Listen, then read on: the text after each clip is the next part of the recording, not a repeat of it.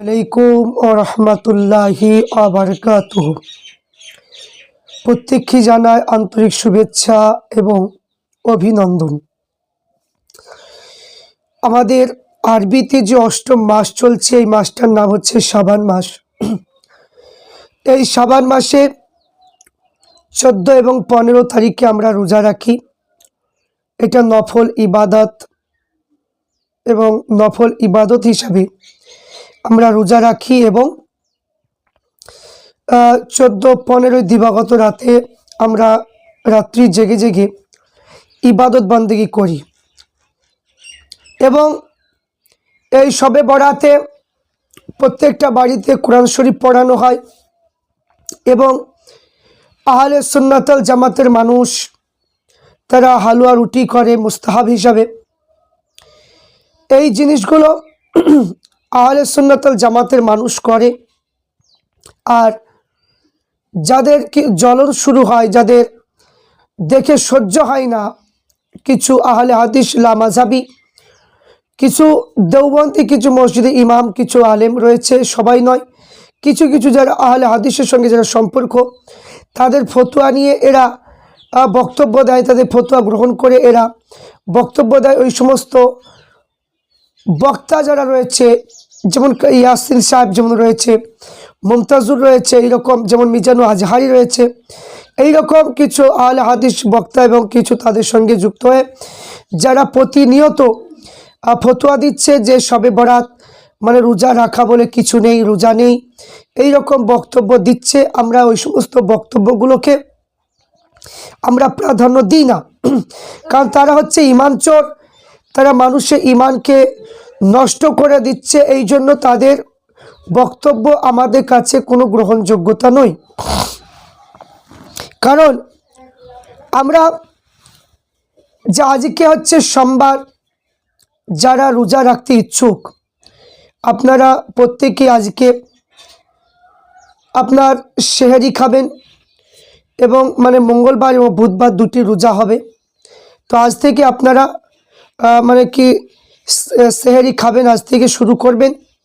তো প্রত্যেককে অনুরোধ করব যে নফল ইবাদত বান্দেগী করার জন্য আপনারা গুরুত্ব দেন। কারণ এখন পর্যন্ত আমরা কেউ সাহাবা হতে পারিনি এবং আল্লাহর ওলি হতেও পারিনি, মুমিন ব্যক্তি হতেও পারি না। আমরা গোনাগার, সবসময় আমরা গোনায় লিপ্ত থাকি। এই জন্য আমাদের যদি কিছু নেকি যদি হয় তো সেটা আমাদের উপকার। তো কিরকম উপকার, এই সম্পর্কে হযরত ঈসা আলাইহিস সালাতু ওয়াস সালাম যখন তিনি সফরে যাচ্ছিলেন, সম্মুখে তিনি একটা পাথরের খণ্ড দেখতে পেলেন। সেই পাথরের খণ্ডকে যখন আঘাত করলেন, দেখতে পাওয়া যায় ওই পাথরের খণ্ডটা দু টুকরা হয়ে গেল।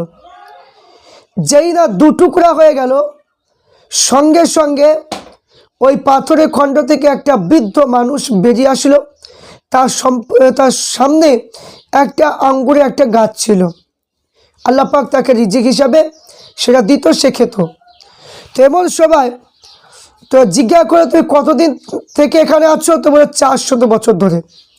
তো ঈসা নবী জিজ্ঞাসা করলেন যে 400 বছর ধরে থাকার কারণে যে আল্লাহর চাইতে উত্তম কোনো ব্যক্তি আছে? তো আল্লাহ পাক বলেছিলেন যে আখিরি জামানার নবীর উম্মতিরা যদি 15 তারিখে রাতে যদি ইবাদত বান্দেগী করে, তাহলে 400 বছর ইবাদত করেন আল্লাহর চাইতে ওই ব্যক্তি হবে উত্তম। ঈসা নবী বলেছিলেন, আল্লাহ আমাকে যদি আখিরি জামানা নবীর উম্মত যদি করতেন কতই না ভালো হতো।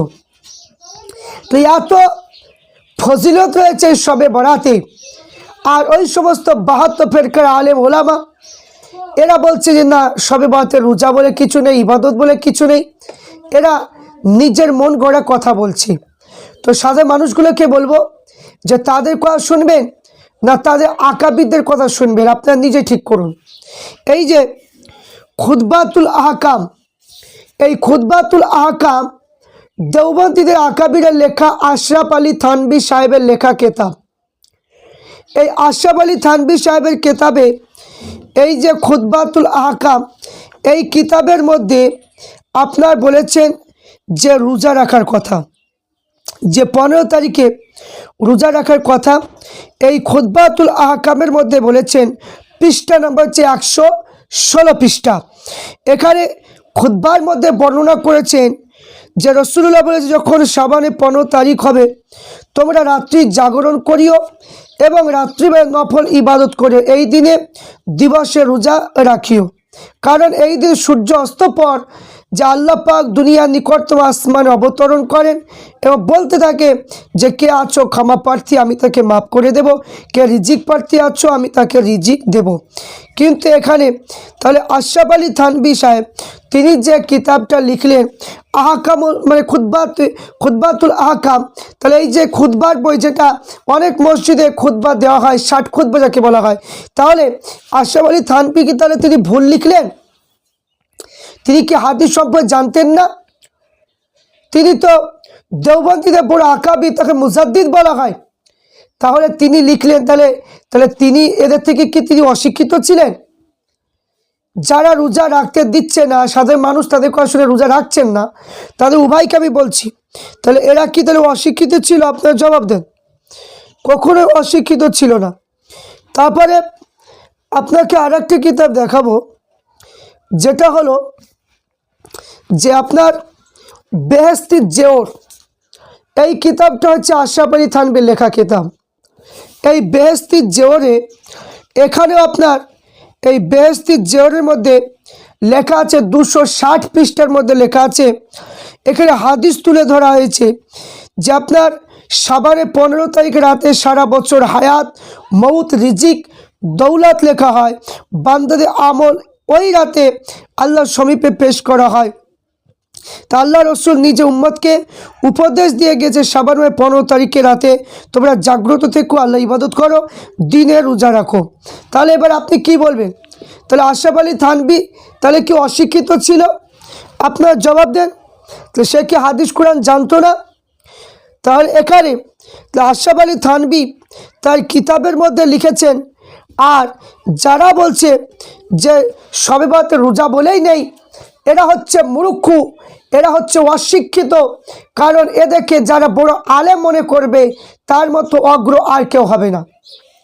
যদি আপনি বলেন যে এরা বড় আলেম, এরা শবে বরাতে রোজা খুঁজে পাচ্ছে না, তাহলে আমি বলবো তাহলে আশরাফ আলী থানভী, কাশেম নানুতুবি, রশিদ আহমদ গাঙ্গুহি, তাহলে এরা মূর্খ ছিল। তাহলে এসব কিতাব পড়ার কোনো প্রয়োজন নেই, তাহলে কিতাবগুলো ব্যান করে দেওয়া দরকার।